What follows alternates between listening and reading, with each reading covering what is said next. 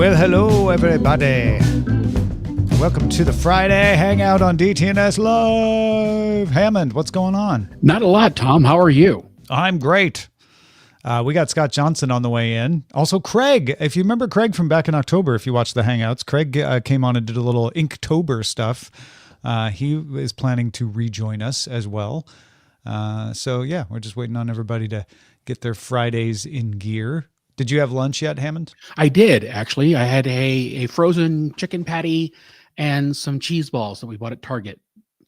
Cheese balls you bought at Target? Yep, the giant bucket of cheese balls. Wow. I only heard cheese balls you bought at Target. What was the first thing? We had a giant bucket of them. But what was the first thing?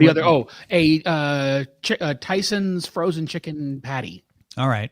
I like to think of this man as the cheese balls of Target of the internet.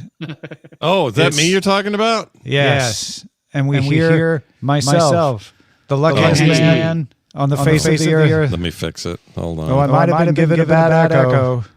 I got a lot to live with. It thinks it's got the wrong damn. Okay, how about this one? How about that one? That's it. That's is the that one. better? Is that better? Me. And you hear me still? Yeah, we still hear you and everything. Okay, good. Yeah, Good. this is great. Good. You know who else we can hear from is Craig. Hello, Craig. Hi, guys. Hi, Nice welcome to meet back, you, Craig. Hammond. Nice to meet you, Scott. Thank you. Nice to Thank meet you as Craig. well. You join Amos and Hammond in being one of our few repeat guests on the Friday Hang. I am honored. I'm extremely honored. It's very gracious of you to let me come hang out with you guys. Well, And I'm less of a guest and more of an infestation at this point. Yeah, you're a disease. I'm like a really. rash. It's like a Where did I hear that? What was I watching where someone said when we infested, because they were from a race of insects, and like when we infested this house, and they just meant when they moved in. I don't know. I kind of want to know though. That's a good one. What is that? I feel like it was like a Bob's Burgers but probably. not a Bob's Burgers because they wouldn't have talking insects. Well, No. not outside of a hallucination. No. Well, it was Not Futurama. necessarily. It was on Futurama. Oh, Futurama makes sense on Futurama. I get it. Yeah. It was animated. That's great. Love it. When we first infested this place. Hello, everybody. Christopher, Nick, Philly Codehound, Ambassador Domo. Everybody is in the house. Let me put your comments up on the screen. I'm going to swap you. This is no disrespect, Sure. Craig. No, put me anywhere. You're going to be crowded out by the comments a little there too. I wish StreamYard gave me a way to adjust that. But yeah, it's good to see everybody. Who we got over in Patreon? We got nobody's admitting to themselves over there. And then I've got to open Substack separately. Patreon didn't give me the fits today like it did on Tuesday. Oh my gosh. Oh yeah. Yeah, it gave me. It was almost impossible to get it to stream on Tuesday, but it was fine today. Oh, weird. Yeah. So end of year. We're getting into the last month here, and all the companies put out their big, recaps, Wrapped. I feel like it started with Spotify Wrapped, but I wonder if it actually did. Was Spotify Wrapped Wasn't first YouTube Rewind earlier? big end of year summary? What was that? Well, YouTube's rewind thing. Rewind I wasn't think is personalized. new, right? Oh, YouTube used to do a rewind that would show you like the big things on YouTube for the year. But Spotify Wrapped was the first one that was personalized, and it launched in 2015. Oh, that's a far good back? long Wow. time. That's 10 Yeah. years. Yeah. I don't like that was 10 years, but it was 10 years. I love that it was 10 years because it means I lived 10 more years. Was this the first year Discord did their thing? Because I don't remember seeing it ever before, and this year I got bombarded This is with the it. first year for the Discord one. Okay. Sure. Yeah. All right. I was going crazy there. Okay, so let's see. iTunes had year-end recaps in the early 2016, 2010s. Oh, they did. Yeah. They had an iTunes recap. Back Yeah. then. Okay. They were kind of boring and not very shareable, though, if I remember right. And that was that reflected where we were with the social net. But Yeah. Okay. So I Apple think- had an earlier one. Last FM had a little something for a while. But Yeah, I do remember that now that you mention it. I used to like the Last FM one. That was very simple, but great. Because it was basically what Last FM did. Anyone who doesn't know, Last FM would like track your listening in iTunes or whatever music service that it could hook into. It still exists. Sure. And then it would do what it called Scrabble. It would scrabble all of your listening habits, and so it could give you a weekly, like, here were the songs you listened to the most this week. Yeah. Where does that data term come from? Scrabble. I don't know. I don't know either. I was just going to ask. That's a weird one. Why did Last FM call it scrabbling? I guess Strava does a thing. Claude or Gemini? Duolingo does a thing, like a year in review Duolingo language thing. Like everyone's doing this now.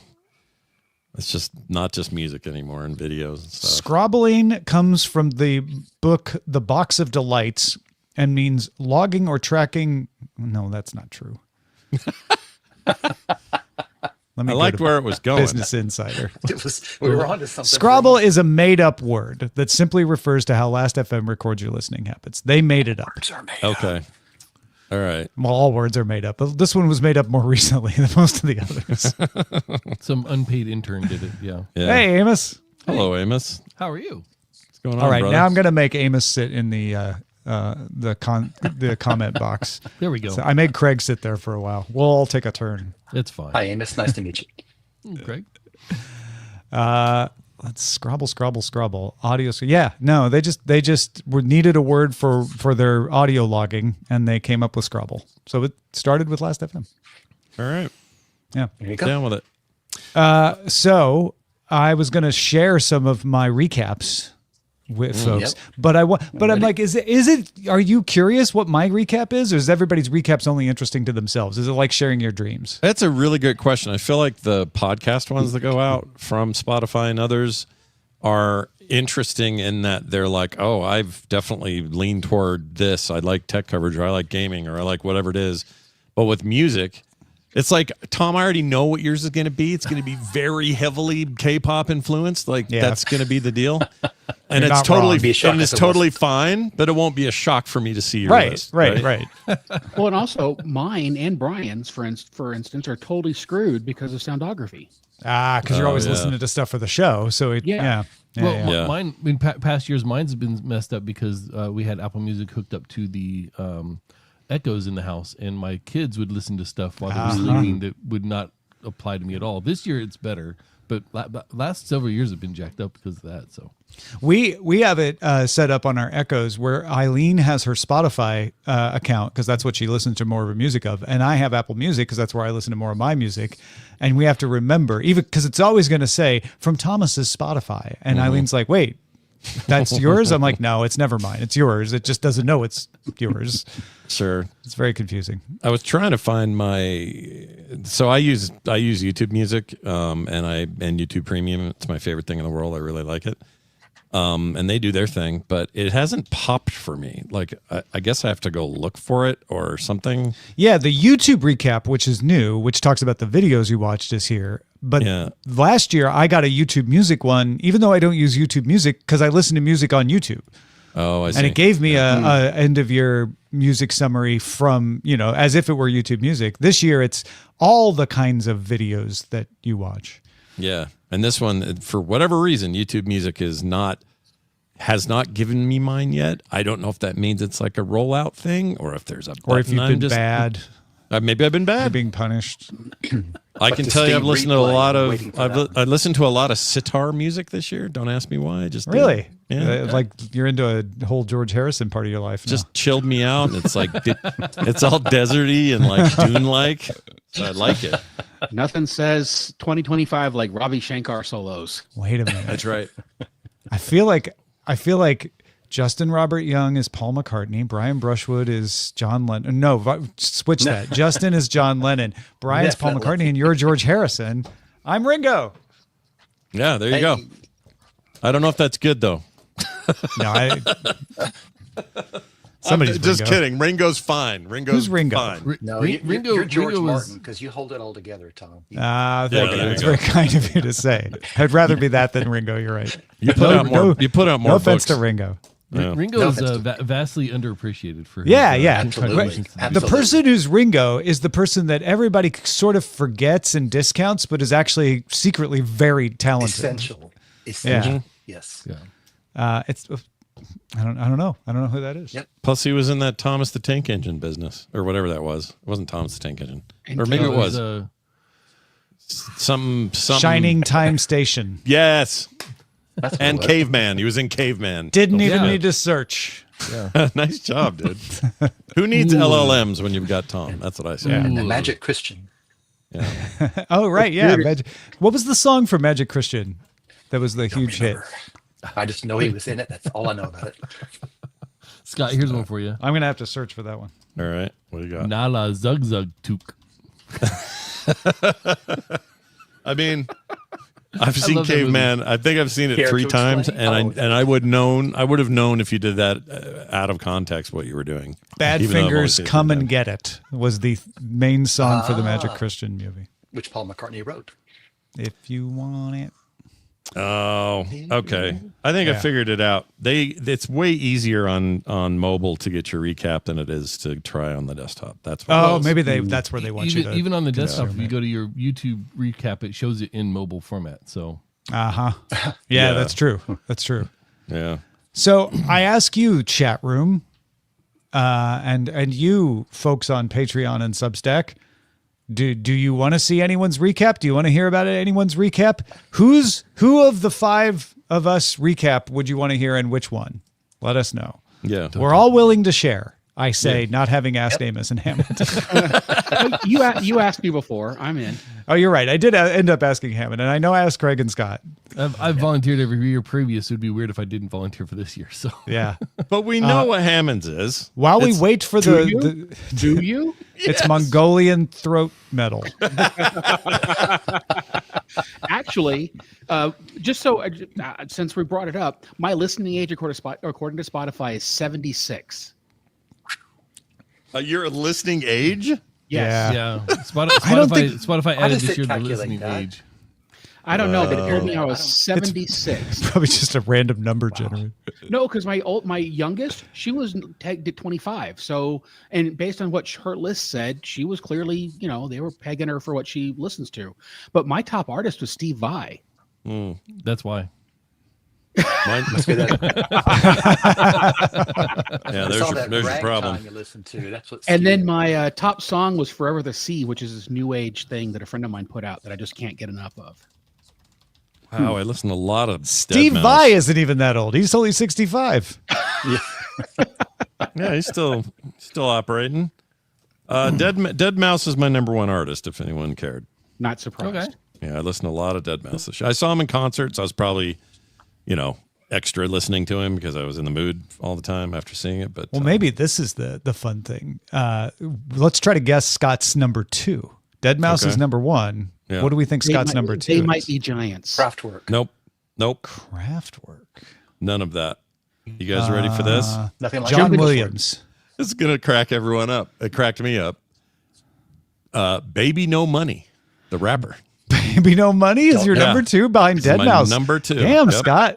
Yep. Maybe this is fun to do. 'Cause that, And Tom, you'll like this even more, but it's a little bit of a cheat because I play a lot of it on stream because it's not copyright protected anymore. But I listen to a lot of old time radio detective shows, yeah. which I know you're a great fan stuff. of. So yeah, that was yeah. number 3. So my top 3 is weird looking.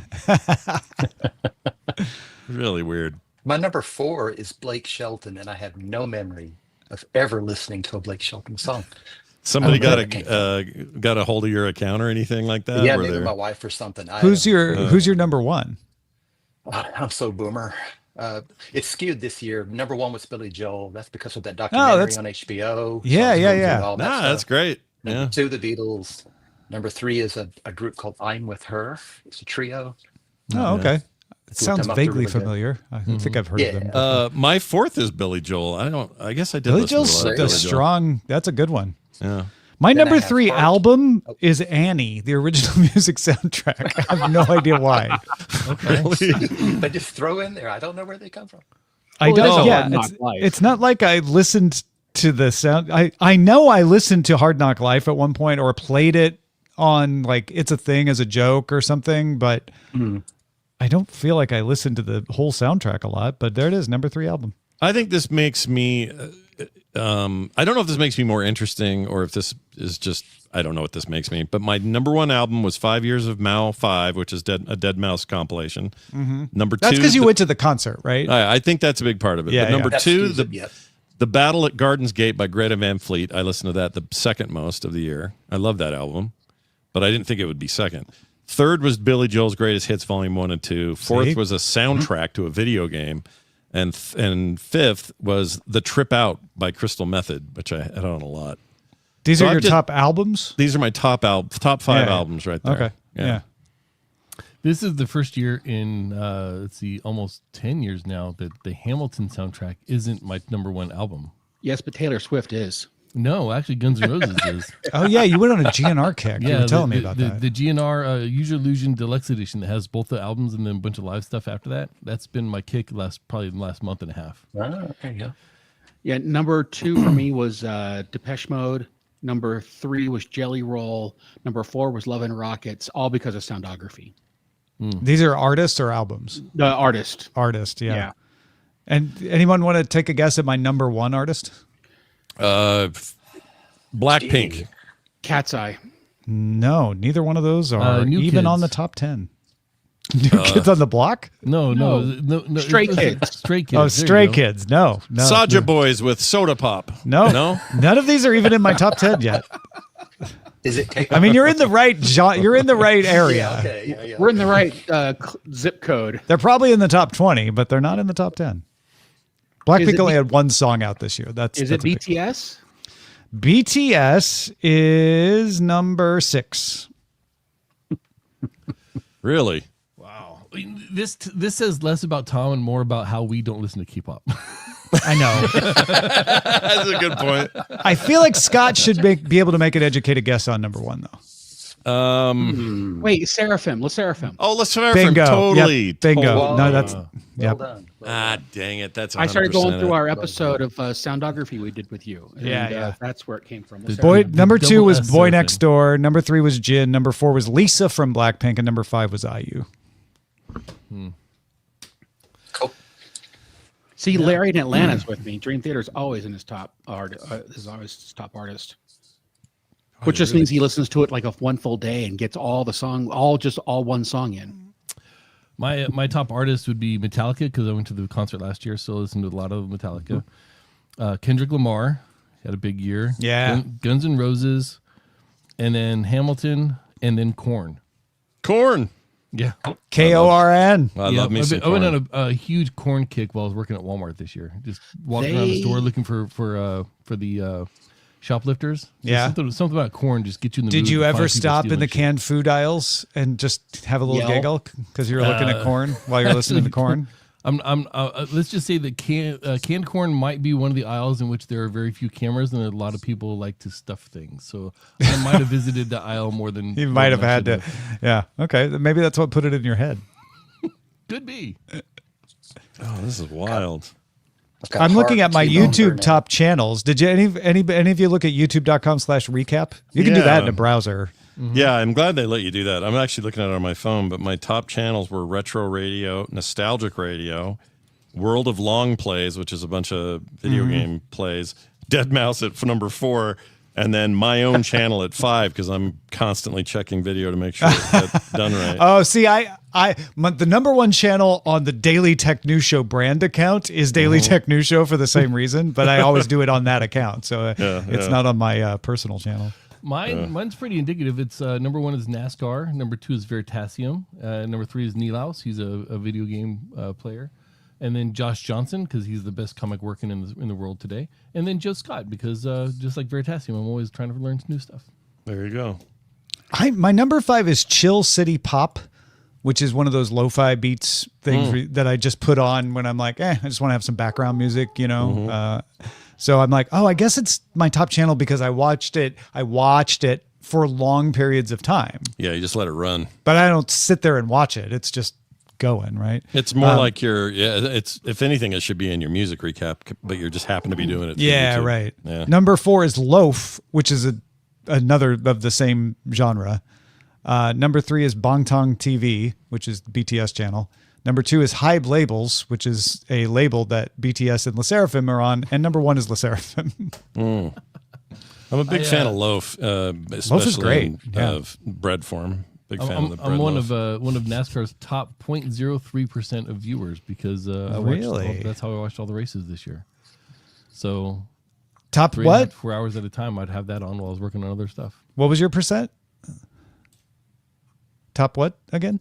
Top 0.3%. Oh, I'm in the top 0.2% of viewers for LE SSERAFIM. Oh, dude. You're almost a stalker at this point. There is a no, I'm just kidding. There's a restraining. You got a restraining That's form. not. I shouldn't joke because restraining order. those groups actually have problems with people that they do need restraining orders. I bet they do. Let's see. It says I'm a tech enthusiast. That's one of my Oh, personalities. good. Yeah, I me like too. new phone releases, AI technology, and Apple product announcements. Oh, because I you know what? I probably watched the Apple product announcement on this account instead of the DTNS account. This is weird. I think it's because I visit my own channel to make sure videos are running okay or checking comments or whatever. And it says your most watched comedy shows, stand-up or classic comedy, were Letterman and Scott Johnson of the Frog Pants Net. I'm not. That's not how it's classified. Or maybe they are. I put a lot of my videos like TMS every day is classified as comedy or under the that Scott, category. I'll have to tell you. I mean, you both got that widow's peak going on there pretty good. Like, it's not bad company to be in. Just saying. It's all right. Me and Dave. I mean, he was my hero growing up. So and fellow Hoosier. What's your YouTube personality type? I missed that. Where'd that? It's the final slide in there. Oh, okay. Let's see. It's Curious Mind. Curious Mind. Mm-hmm. Yeah. Oh, they sneak in some YouTube music stuff in case you. Yeah. There's one slide for that. Yeah, and it basically, if I wasn't already paying for Prime or for Premium, this is how they'd get me, I guess. The Wonder Seeker is what I am known as. Me too, fellow Wonder Seeker. I'm looking. This is the Getting final that one. tattooed on my knuckles. YouTube award. It crashed. Well, let's try it on the I desktop. like the fact that Cosmic is one of my top videos on here because there was so much activity in Super Mario Brothers this year. Wonder Seeker. Yeah. Are you Wonder Seeker too, Craig? I'm a Wonder Seeker. Yeah. It's me, you, and Hammond. We're all Wonder Seekers.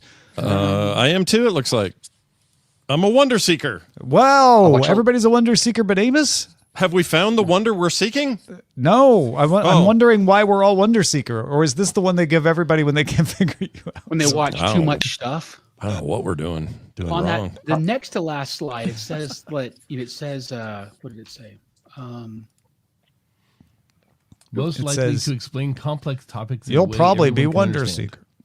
No, it says my YouTube award, most likely to find coolest, weirdest stuff on the internet before anyone else does. Oh, that's different. Mine is most likely to have the perfect playlist for any mood and occasion. Mine says most likely to be Tom Merritt. Most likely to explain complex topics in a way everyone can understand. Yeah, perfect. Most likely to surprise everyone with my comprehensive music knowledge, which is I watch a lot of bass lessons and drum covers and stuff like that. Yeah. Mine is most likely to be Amos. I did find a lot of great artists or great creators this year in the bass category, like making bass tutorials and showing bass tablature and things like that. And being the fan of the big farty bass that I am, I watched a lot of those videos. Do you know Bass Buzz? Do you watch him? Mm-hmm. Bass Buzz. He's so good. I love. Oh, he's hilarious. He's great. BASSBUZZ. Check him out. I can't remember his real name. Hilarious. Yeah. My phone was playing music. I have no idea why. Oh, that is weird. As long as it wasn't Whamageddon, you're good, right? Oh yeah. How's everybody doing with Whamageddon? I was out before it even started. So far, how can you be out before it started? My wife has a Sonos up in the sunroom, and it plays Christmas music all the time. So December 1st, as I'm stumbling into the sunroom first thing in the morning, I'm hit with it. So it was just I didn't stand a chance. All right, anybody who doesn't know Whamageddon, just for those who are new to it, Amos, can you explain it? Because you introduced me to it. So Whamageddon is a game where you try to avoid listening to the Wham song Last Christmas for as long as possible, and it becomes it's a certain time frame. So from Thanksgiving to November December 1st. It starts December 1st. Yes, but Thanksgiving 1st. To November 30th is preseason. Okay. So you can listen to it, you can get out of your system, you can get your eye for it. Gotcha. Okay. Yeah. Starting December 1st, it goes through December 24th, Christmas Eve, and then on December 25th, you can listen to it again because the season has officially was over, and you either won or you haven't.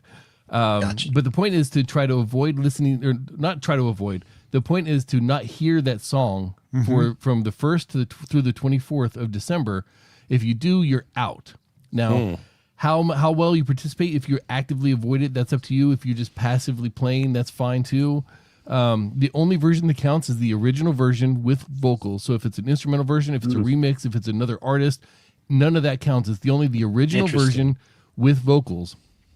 If you hear it, you're out, and it's a self-perpetuating game, right? Like you regulate yourself. So if you hear it and you say, "Oh, I still haven't heard it," then you're just not a fun person. And then there's other options. There's PvP, like if you want to try to sabotage someone else to get them out, or whatever else. It's kind of open-ended. It's a game. I don't know if I don't even know where I picked it up at, but I've been playing it for like 15 years or so. And now Rich Straffolino and everything else. Rich Straffolino messaged me and Molly today to say that someone on a work Zoom call played it on purpose. Oh my gosh! To knock everyone else on the call out. Oh no!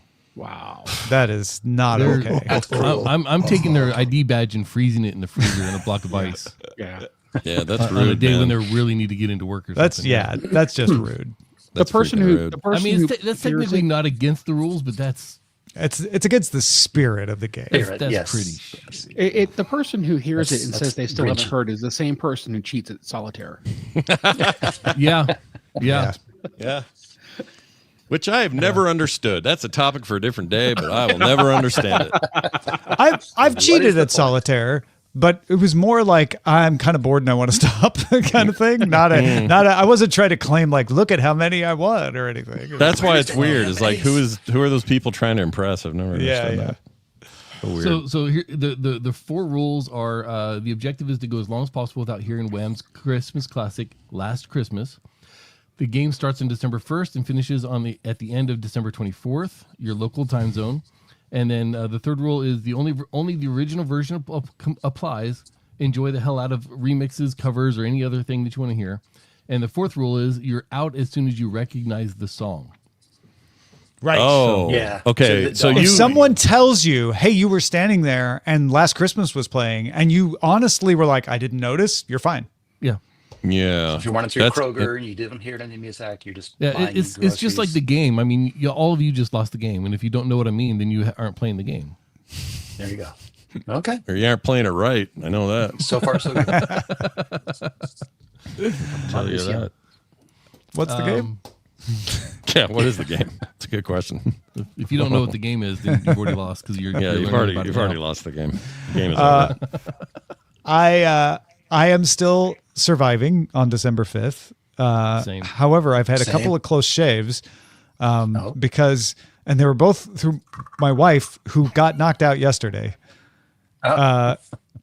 So the day before, or the night of November 30th, but before midnight, crucially, Eileen found an Instagram post that was like an AI mix of taking the Wham music video for Last Christmas and putting 2 of the Dodgers in it, Shohei Ohtani and Yamamoto. And she was like, "Oh my gosh, this is so funny. I'm going to share it." And then she realized what the song was and was like, "Oh no, I can't share it. Too late. Have I been knocked out?" And then of course, when we talked about it the next day, I'm like, "Well, if it was before midnight, you're fine." And she went and she looked at her likes log and she's like, "Oh good. I liked it before midnight." She's like, "Well, thank goodness I didn't share it or I would have been knocking people out who I shared it with." But then yesterday, I just hear a loud groan from the next room. And I'm like, what happened? And she's like, I just lost Whamageddon from a dog shelter video on Instagram. That's funny. Yep. Yeah. You don't see that coming. Yeah. It was for a good almost cause. like a Rick Astley now. I'm safe, other than I can hear it in my head when you guys talk about it. Yeah, Yes, exactly. that's allowed. Exactly. Yeah, I think that should be allowed. But And in fact, if you were to sing it right now, which I encourage, you'd be fine because that's a cover. yeah, it's a cover of it, right? But I've been in a store where I thought as I walked in I was hearing it in the distance, and I had to verify, and I wasn't. It was something else. Maybe another Wham song. It wasn't even a Christmas song. Actually, if you didn't try to verify, would that count as like, I don't know, and therefore you didn't lose? That's a really not good question. Spirit, though. Like, yeah. No, that's you don't true. think that works? It doesn't fit within the parameters? Because Okay. I mean, if you think you recognize it and then you don't Yeah. verify, then you don't know, and therefore you're not playing legitimately. If you try to verify and you can't verify, then you're fine. Right, but if you try to verify and it was, but then you already lost because you heard it the first time you heard it. That's why you Yeah. verified, and if it's not, then you're still in. So it's It would be great if Shazam actually had it set up during this period of time where when it identified that, it just said you lose. Oh, I like that.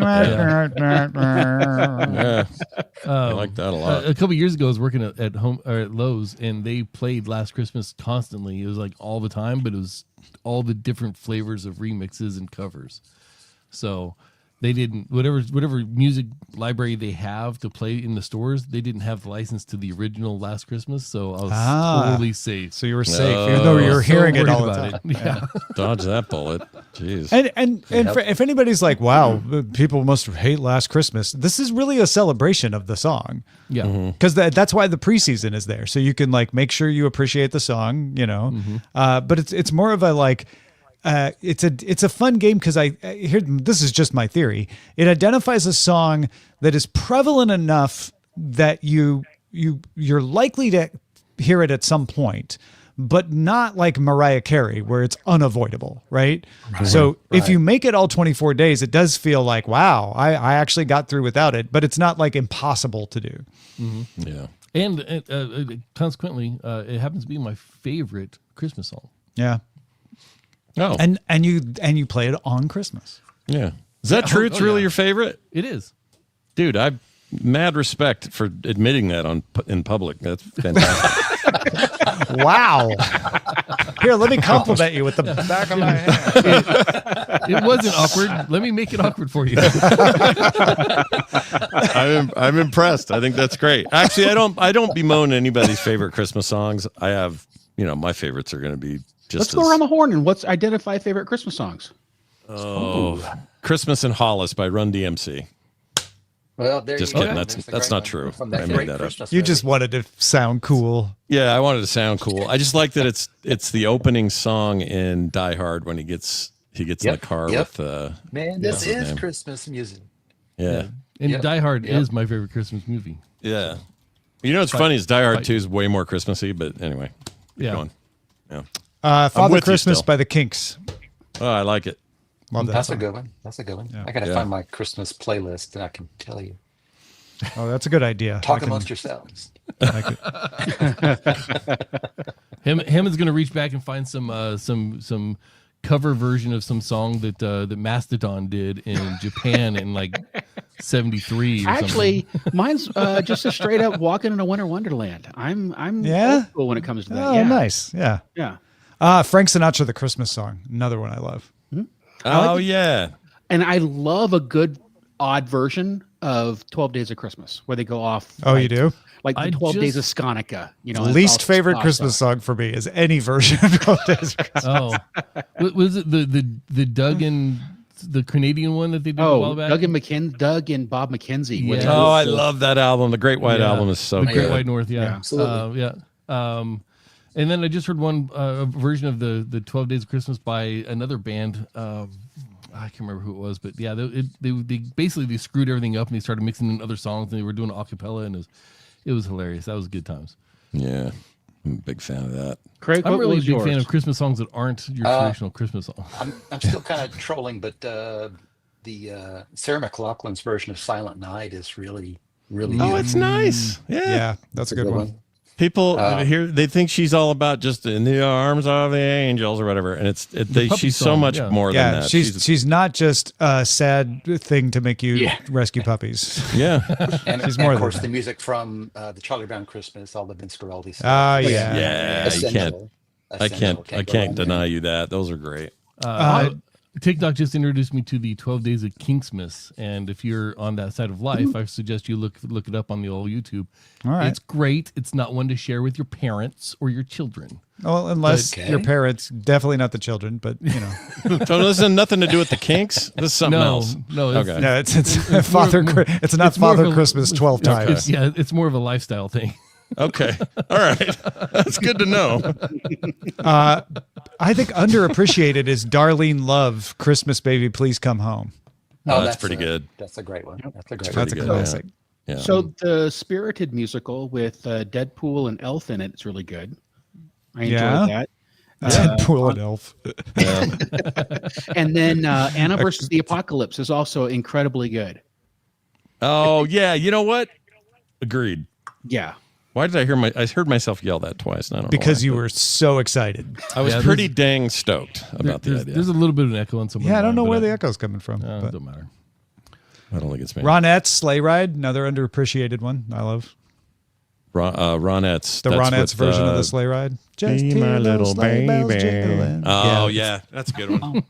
Yeah, I like all the old big band and crooner stuff. Give me all the crooner stuff, all that. I could listen to that stuff for days. Yeah.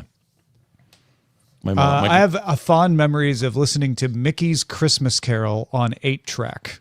Oh my gosh! And I actually can remember the parts in the dialogue where it would, switch from program 1 to program 2. And you were listening to the whole thing each time. Oh yeah. Well, I would sit in the living room where the Christmas tree is and the 8-track player and listen to it over and over and over again. My parents were like, "Great, you just stay in there." You had an indoor 8-track player.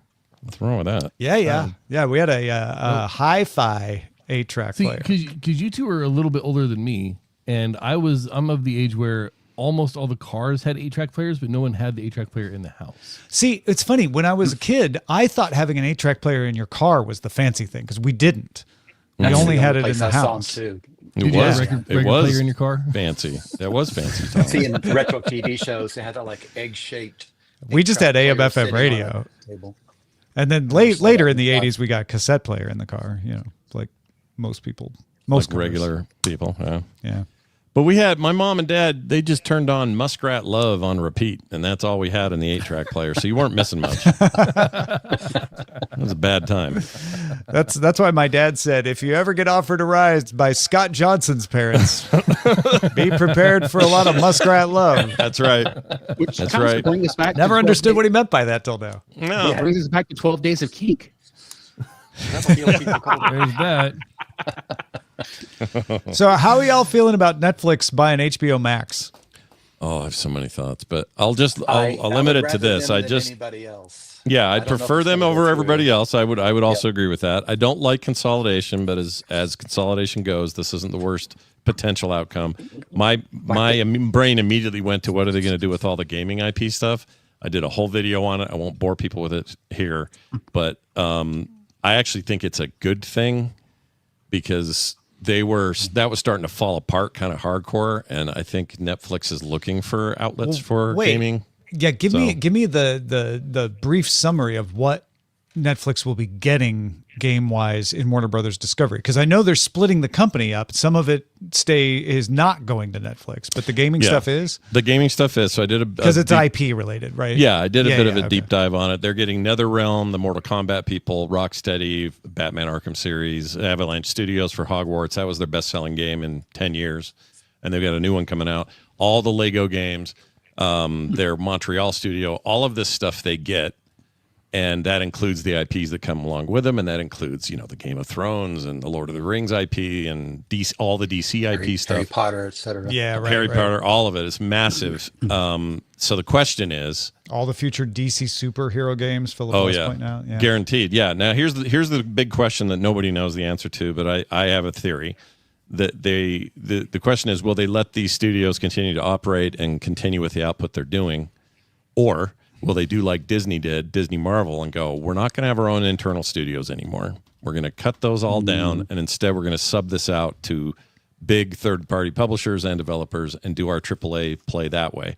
And I kind of hope they keep it in-house, but my guess is they're going to do that latter thing. Well, Netflix has been trying to supercharge its gaming strategy, and that will help. Yeah, for sure. Because Netflix owns a few game studios, right? So yeah, they're mostly smaller indie devs, right. But they and it has been mostly a mobile effort. But I know that they have eyes on other stuff. The question is, we just talk about this, Tom, all the time on DTNS about how Netflix tends to do like a little experiment and kind of see how it goes. They don't overcommit, and if it goes well, then maybe they stick with it, and if it doesn't, they pull it or whatever. And that's not exactly the kind of strategy that the news cycle likes, right? But it might work for them. And in this particular case, this could be a chance for them to say, all right, well, we've got all that stuff in place. Let's see what it produces and how this goes. The new Harry Potter game comes out, huge hit like the last one, makes enough money. Maybe it makes sense to them to keep kind of a AAA arm to the thing. Mm-hmm. Or they see that it's struggling and they go, we could sell off these studios individually piecemeal, or we could sub the stuff out. And we could even offer to people like Rocksteady and NetherRealm, say, you guys want to go independent again? And what if we did this to, create a situation where you could do that, and then you'll work with us on these same games? I don't know. There's a lot of possibilities. I'm much rather them be in someone else's productive hands than in the WB's hands of the last 5 years. It's not been good for any of them. Absolutely. Yeah. Absolutely. So we'll see. Hard to say. Fun to watch. You heard about the Mad Men thing, right? With the oh yeah, the barf machine. Oh, with the AMC we don't want any more of that. Yeah, well, that was AMC and HBO Max, right? So it was right. Lionsgate that was handling. It was Lionsgate that made the mistake, not HBO Max. Right. But it was pretty freaking funny. It's a pretty big mistake. Yeah. Somebody at HBO Max maybe should have been doing more quality control, but that's a lot of episodes to do quality control on. HBO Max just leaves the Starbucks cup on the table of Game of Thrones. That's true. Yes, but that's a great one. I still argue that is period consistent. We don't know there weren't Starbucks in Westeros. No, we don't know. We don't know.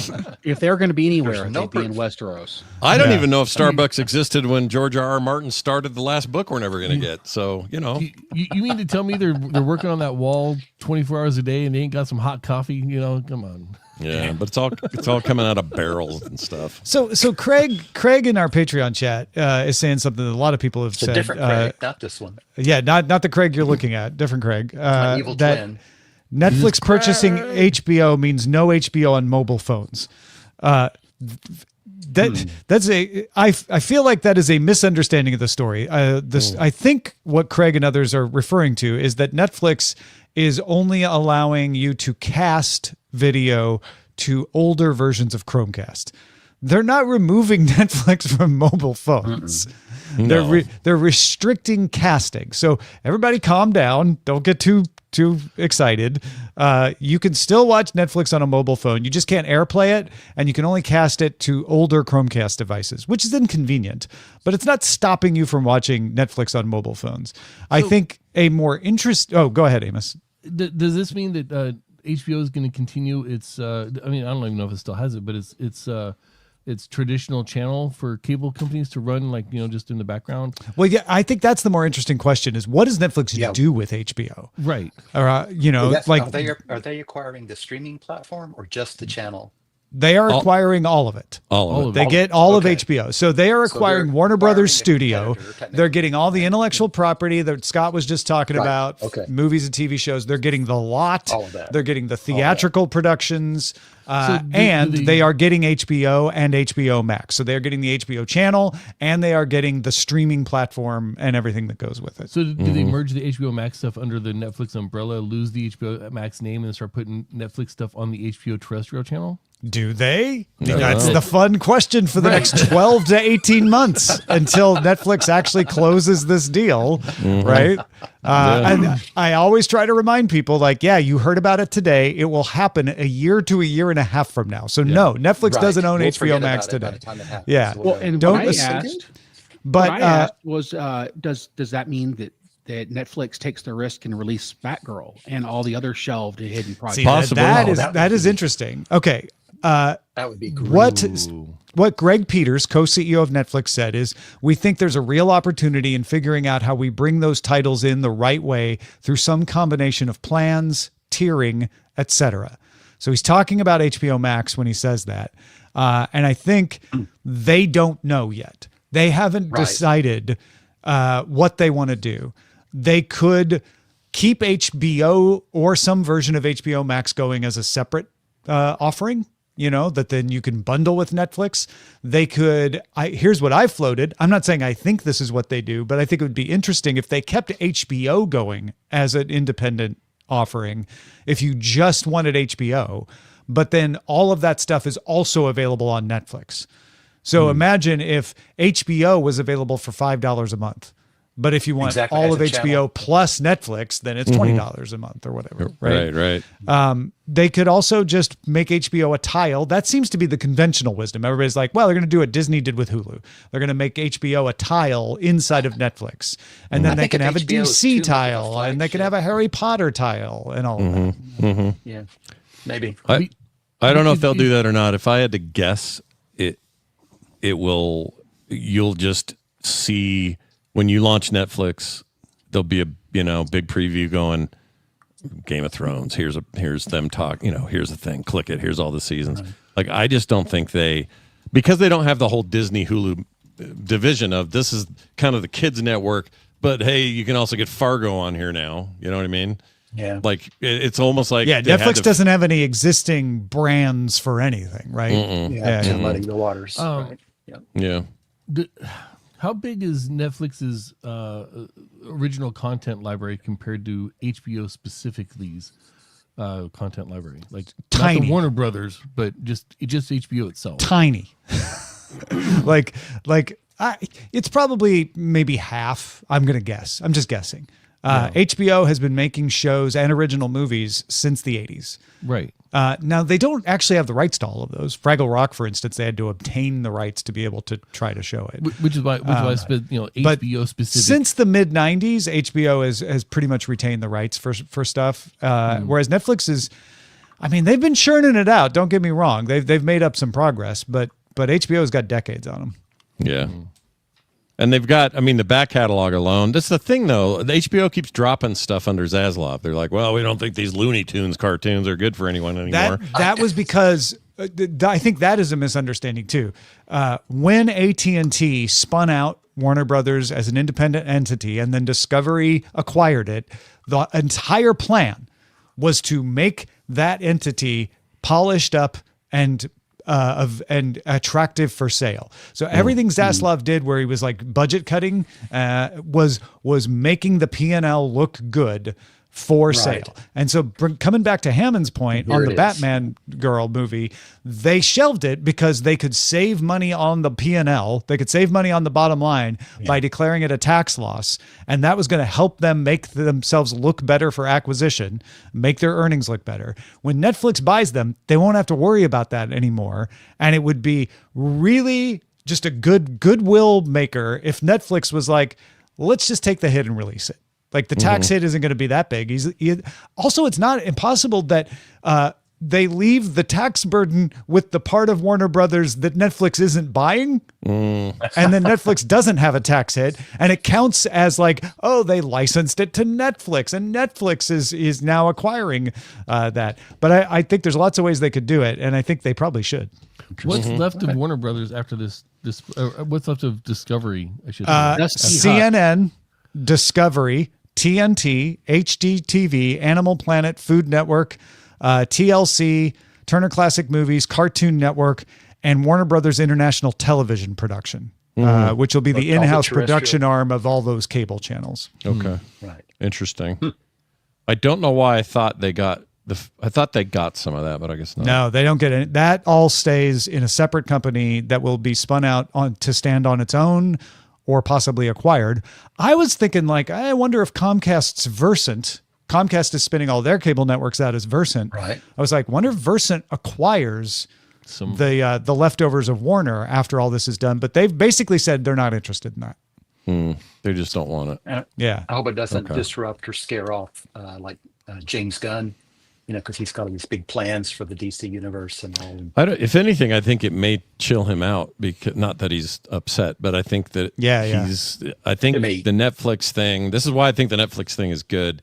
Maybe they know where there's cash, there's money. They know where there's money, yeah, and they know, and he knows that they are flush with it, and all he really has to do is say, I've already proved it out with Superman. I did it before with Marvel with those properties. I can do this again. And I, if anything, I'll bet he's pretty stoked today, if I had to guess. Is the comic stuff part of this, Tom? Do we know? Or are the comics separate? Or do we don't know? I don't know where the DC Comics ends up. That's a really good question. Because what's crazy is this is like overnight, it's a lot of money, but overnight this puts Netflix head to head, toe to toe. Which again, Netflix already owns some comic publishing entity. Yeah. So if anything, it's a fire. This is a shot over Disney's bow more than it is anybody else's. Yeah, DC Comics is part of the Netflix acquisition. Okay, that's wild, man. Wow, wild. You know what that means? That means the last of Stranger Things comics. Yeah, Stranger Things comic books, and there may already be those. I don't even know. That may exist. Turn them upside down to read them. Yeah. I know there's books. I actually have a hardback Stranger Things book. Yeah. It's called Worlds Turned Upside Down. It looks like you checked it out of the library. Yeah, no, that's how they sell it. They sell it as if you stole it from the Hawkins library. Really? That's great, actually. It has a Melvad's General Store sticker on it, which I guess is an in-universe thing. Yeah. This does mean, however, that if Netflix is catching all of HBO's original programming, then the Netflix arm of stand-up comedy just got a huge boost from all those stand-up comedy specials that HBO did in the 90s and 80s. And the documentaries. All the 80s stuff, the Robin Williams stuff, the George Carlin stuff. Yeah. See, where those lines get drawn is really going to be interesting, because David Zaslav, the CEO of Warner Brothers Discovery, is supposedly going to be running Warner Brothers Studios for Netflix. So he'll run the lot and the theatrical stuff and all of that. And so production and all of that will happen under him. And I assume they move some of the Netflix studio stuff to there, to consolidate all of that. But and if they keep things being made for HBO under an HBO division, do they move the comedy stuff to Netflix as a joke? Because that Netflix as a joke is pretty successful, but also HBO comedy is also pretty successful. So which brand do you pick? Yeah. HBO archive comedy is very successful. They haven't really done much in Netflix years. And maybe that's what they do, is just say like, oh, that's all now, the archive of Netflix is a joke, and we just move it out of HBO then. Yeah, if anything, Hulu's been the other, there's been movement there with comedy that's been pretty good.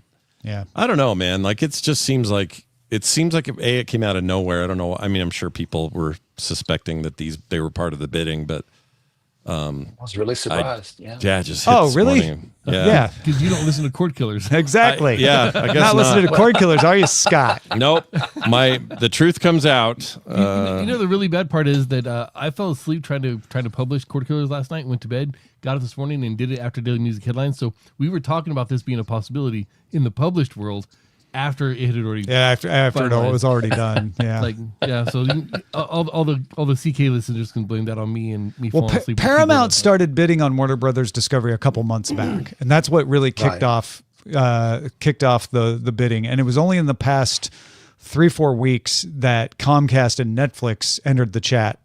And it was December 1st was the deadline of like, okay, let's get serious about this. In fact, there was a lot of like people at Netflix, Comcast, and Paramount were going to have to work through Thanksgiving to get their bids in to Warner Brothers Discovery on time, because they gave them a December 1st deadline.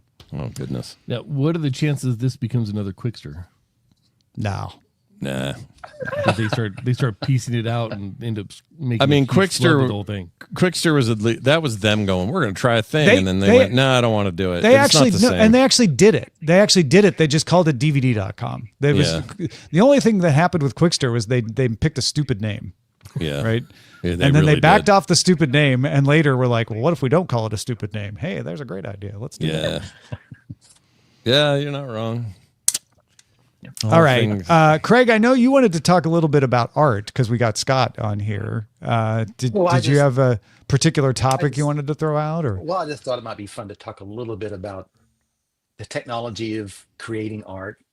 Because I know you're a little younger than I am, Scott, but I know you started with Strathmore paper and Crescent illustration board and rapidograph pens and all of that kind of stuff. When did you make the transition to being fully digital?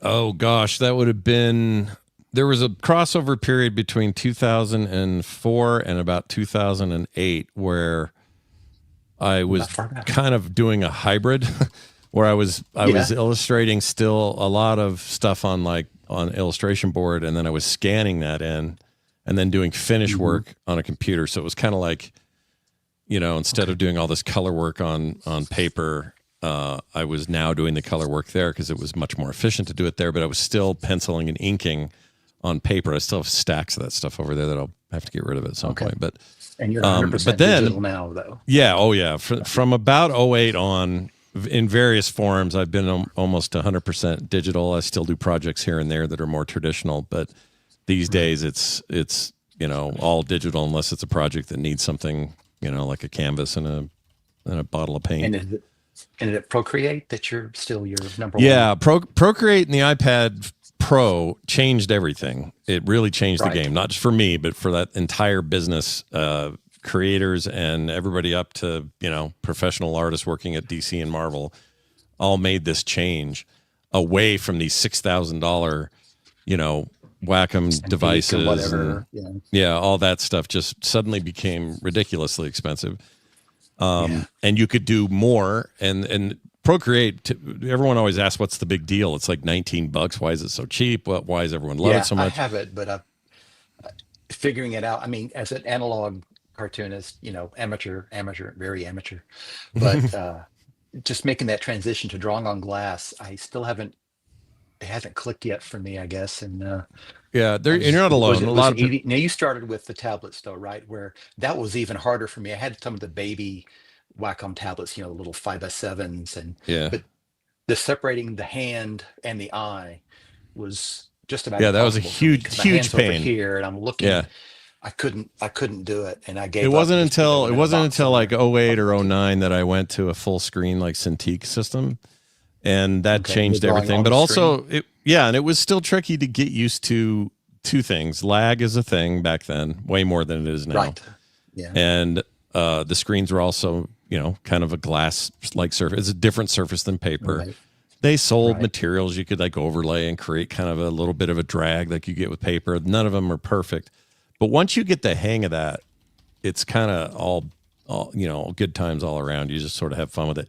And the advent of being able to put it on this smaller, more portable device, especially the newer ones, the Pro with that textured screen, is so good. Oh my gosh, I freaking love it. Oh, and you don't have the screen protector? You're just drawing right on that nano. Right on the thing. Yep. It used to be more glass-like. This new one's using with a permanent marker. Yeah, with a marker. No, they call it nano texture, I think is what Apple's term for it is. And that's a big leap.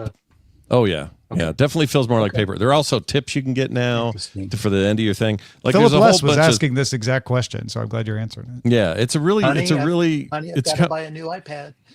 Yeah, it comes a long way. The M4 and the M5 iPad Pros, when you see them, if you don't have this use case for them, they seem expensive. It's like, well, it's like $1,200 for a good setup there. And you're right, but that is a fraction of the Cintiq method.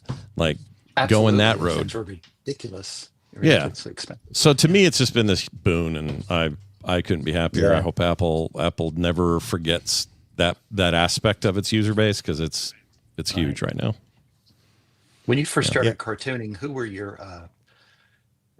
Everybody has their influences, Schultz and Mort Walker and all that kind of stuff. So when you were starting, were you copying the comic strips and the comic books, or just doing original stuff from the get-go? Or for me, it was Mort Drucker. He worked at Mad Magazine. He did other stuff too, but he is the all-time lord of all he surveys. As far as I'm concerned, he was the best there was.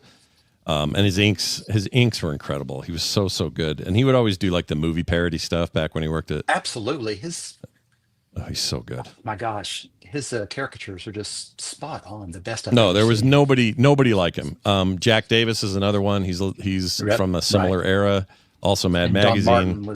Don Martin was my idol. Yeah, Don Martin's a big one. If I'm talking more contemporary, it's funny it's not that contemporary, but in the 80s and 90s, Gary Larson for the humor side of it. Of course. And Bill Berkey Watterson for Calvin and Hobbes. Like the list goes on. I love Gary Hart from BC. Like there's an unending list. But if I could meet one of these heroes, it would be Mort Drucker for dinner. I would do that in a heartbeat.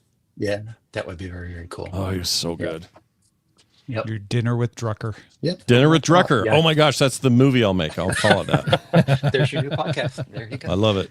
If they could create a generated replica of Mort Drucker that you could, pop on your Samsung Galaxy XR and have dinner with, would you do it? Yeah, I'd do it. Let's go. Sign me up.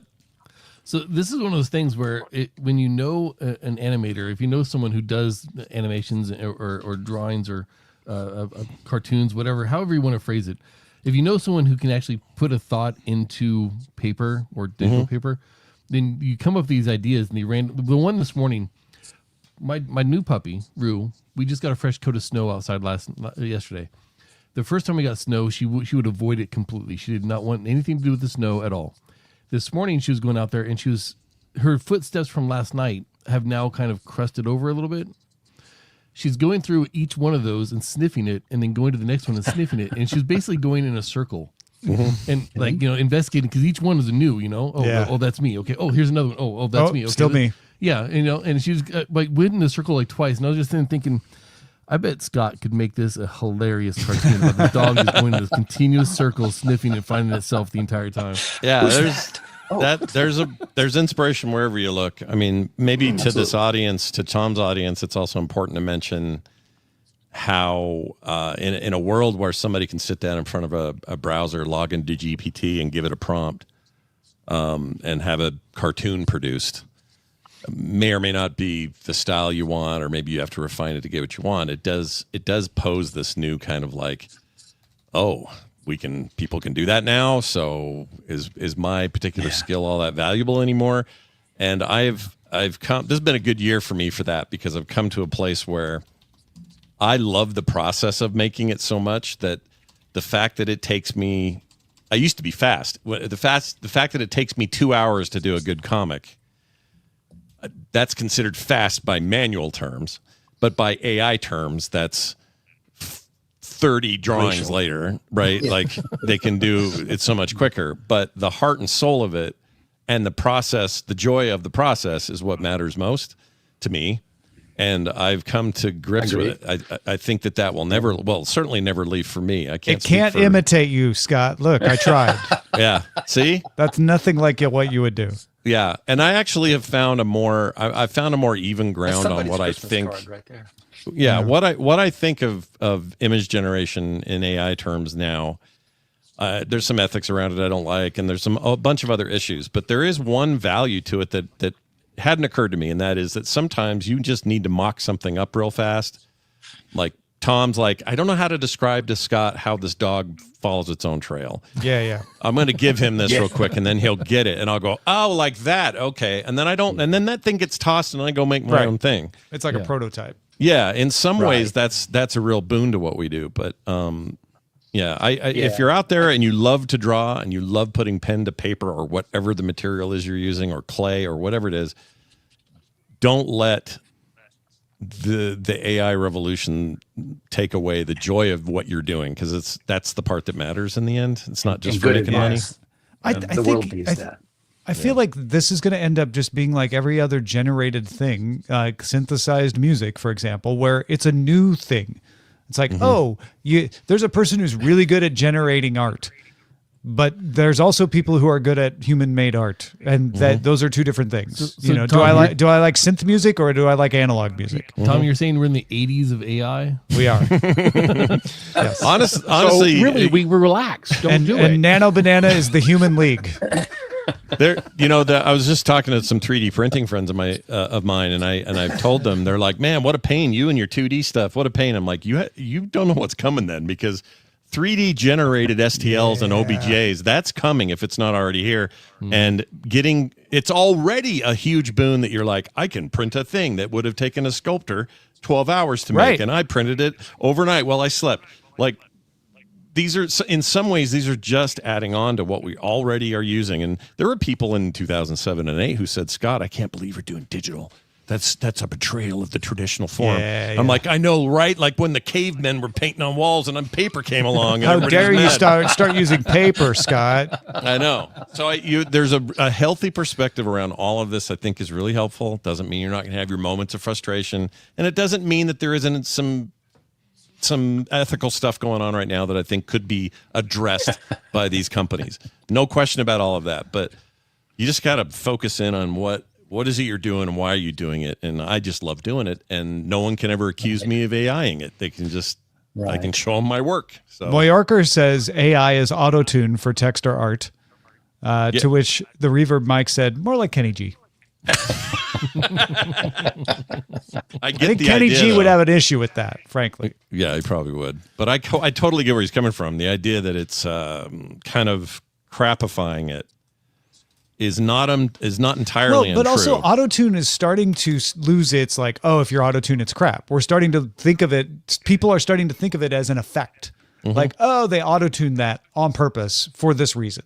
Yeah, right? and that took time, right? It's just a style. Yeah. Exactly. And it just took time for people to go.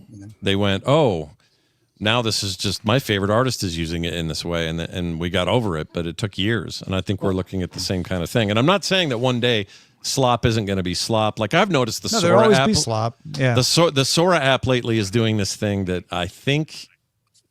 There's terms for it. I don't know the term, but like when someone will put me and Tom and Ibbot and these people in these same videos, more and more it is now making half of Tom's features mine, half of my features are his. The voices have been swapping since the beginning, but it's doing it more and more. The more people put us together, the more they're swapping our features. I guess those are all the same person. Yeah. And Tuvix. You're not wrong. I didn't even think of that. That's great. Tuvix. Wait, there's got to be a way to do this so it memes like the AI is the Tuvix of life or something. I don't know. Yeah, Sora is Tuvixing everyone. Yeah. It really is, and so it just makes me kind of go, well, yeah. I mean, we're not to a place yet. Now, can you say spaghetti eating Will Smith looks better today than in 2023? Yes. Yeah. Like the fidelity wise, it's amazing. But you know what? I can still look at the best one of those now and go, that's AI. Like I still can see it. So when that day changes, we'll have a longer conversation. But right now I can just tell, I can hear it. I can see it. Yeah. There's a fuzz to it. The uncanny valley, it turns out, is layers deep. It's not simple. There's a lot going on there. It's very narrow. I don't always very catch deep. it, but when I do catch it, AI art, there's this queasiness that I feel.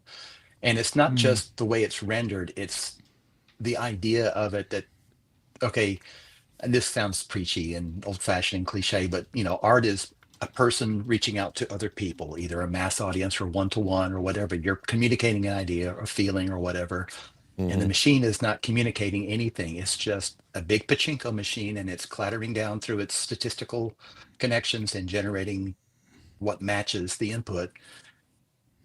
And there's just something about it. It's just and we may get to a time. We might get to a time where that's less and less detectable, or more and more lifelike. But not yet, because this is what it thinks Scott Johnson looking queasy is. Oh gosh, let's see. I'm scared. I turned myself into a Macy's balloon. See, I'm at the point now where, like, if I know it's AI, I can appreciate it for what it is. But if you don't outwardly tell me that it's AI and you try to hide it from me, I get angry. I'm like, you are the reason AI sucks. But if you tell me it's AI and I can, you just come out and say, this is AI, then I'm like, oh, this is great. Yeah. I just, especially when I see Sora or VO3, when I first saw him, I went, VO3 in particular, I went, oh my gosh, this is next level, we're screwed. And then I spent a few more minutes with it, and I went, No, Okay, we're okay. Yeah, We're okay. not only are we okay, but the audio on this is worse than my podcast in 2005. Like, it's variable. There's some things it puts out still that are like, oh, that's really good, but there's an art and a trick to getting it to put out the good things. yeah, yep, So that's true. Eventually, you're gonna take longer writing the prompt to get exactly what you want than you would actually just drawing the art. not always, but sometimes, yeah. Sometimes, yeah. Yeah. James B times- wants to know where the teeth came when spaghetti eating Will Smith was. It just mushed it together until Right there. That's where the teeth is. Oh, those were good times. Yeah. I mean, the advancement is wild, the speed at which we advanced past those rudimentary early days of that. And The so I, speed of this- I understand this people's is astounding. hesitation, but it's not that, it's not the same as, how do I put it? Like, it's really easy for people to see a video on Facebook, and if they're not tied into tech and understanding what's happening, it's easy to go, oh my gosh, can you believe that? I didn't know that, Steve Gutenberg had an extra ear on his nose or whatever. Like, they can't quite see the seams because there's some literacy to it that you have to involve yourself Just like in. when Photoshop first came around and people were like, this is going to ruin photography because, you can make it do whatever you want. And pretty soon we're like, oh, we know Photoshop exists. So we have some skepticism and look for signs and question things. Tom, the Onion still exists. And I mean, people barely. are freaking out about those articles forever. Yeah. Yeah. I love The Onion, and I'm glad it exists, but Yep. it's like, If you don't know that it's parody and satire, man, yeah, some people can take them come serious. across. Exactly. Yeah. If you don't know what The Onion is, you might just go, hey, this is a real story about a thing. And sometimes real life is weirder than the Onion article. So how do you even Seriously, compare 'em? right? But the way I see the future of all this stuff is really simple. It boils down to this. There will always be some new level of a thing, and there will always be people who go, oh no, radio's going to get ruined by TV. That's always going to be a thing. So where are you going to be in all of that? Are you going to get all bunged up about it, or are you going to just make what you can and do what you want and try to be a productive aspect of society? And that's all you can do. Don't get bummed up, people. Yeah. Amos, the story just now reminded me, there was a local columnist. He did like a satirical column or whatever. And he wrote, his column was actually theoretically written by his cat. And Otis the head cat was the name of the column. And they wrote each year about the great humidity pod migration that was starting up and heading down south, and to watch out for the humidity pods and don't get stuck in them. And every year people took it seriously. And Yeah. The humidity like, pod. No. Yeah. Yes. Gotta And watch out you for it. noticed this column's written by a cat, right? Okay. we our little local newspaper in Oxford, Indiana, had an article one time about how lights don't provide light, like light bulbs that don't provide light. They're actually sucking in darkness, and that's why when they burn out, they look black on the inside because they've met their capacity of Oh, darkness. I makes like sense. that one. Like In, this is like freshman year. This article came out in their little newspaper. Senior year, I was going around and I was talking to some of the people here in town, and one of them, I think it was at my job where I was washing dishes.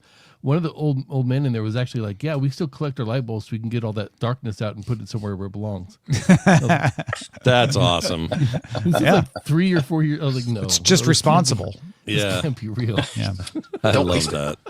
Yeah, you have to recycle your darkness. Yeah, Recycle your darkness. he started collecting his light bulbs to recycle the darkness somewhere where it could be useful. Like, oh my gosh. Yeah. Like my soul. It wasn't even a well-written article. It was so That's the real problem. yeah. Like your soul. Yeah. All right. Well, thank you guys for hanging out today. This was really fun. Thank you. I appreciate it. Anybody got stuff they want to tell folks before we're out of here? Scott, start with you. Oh gosh, so we launched this core.show website, which is all about extending what core covers for the video game world. And speaking of this thing with Warner Brothers and Netflix, I did a big video post about that this morning. There's a lot of great. exclusive stuff there. I want people to know about it, so go check it out. That's core.show. It's free to subscribe. There's a bunch of paid features, but you don't have to do them if you don't want to. And the podcast shows up there. So core.show. Go check it out. Don't take Amos's cute puppy's yawn as a commentary on anything. But Amos, do you have anything besides your cute puppy to tell people about? Hi, Rue. Let us know how you're doing on Whamageddon. Was it feedback at dailymusicheadlines.com? Oh yeah. Yeah. I like Let us know. that. Let Yeah. us know when tell us your elimination story. Fantastic. Hammond, what about you? Art of Action. Neil Marshall and JD Duffield, a show I produce. They interviewed Scott Adkins this last episode, and they do an amazing job. I mean, Neil's made amazing films and gets to talk to amazing people. So go check out Art of Action. Fantastic. And Craig, last but not least. Nothing much to share. Just want to, just as a general thing, everybody support your local libraries. Go to them, take advantage of them. They can get books for you. They'll buy books and add them to their collection for you. You can check them out. Support your local library. Yeah, Nice. it's like a video rental store, but supported by your tax dollars. That's free. That's right. That's free. Yes. Yeah. All right, thanks everybody for hanging out with us. It was good hanging out with all of y'all on Patreon and Substack and YouTube and LinkedIn and Twitch. And we'll see you on Monday. Have a great week, everybody. Bye. See ya.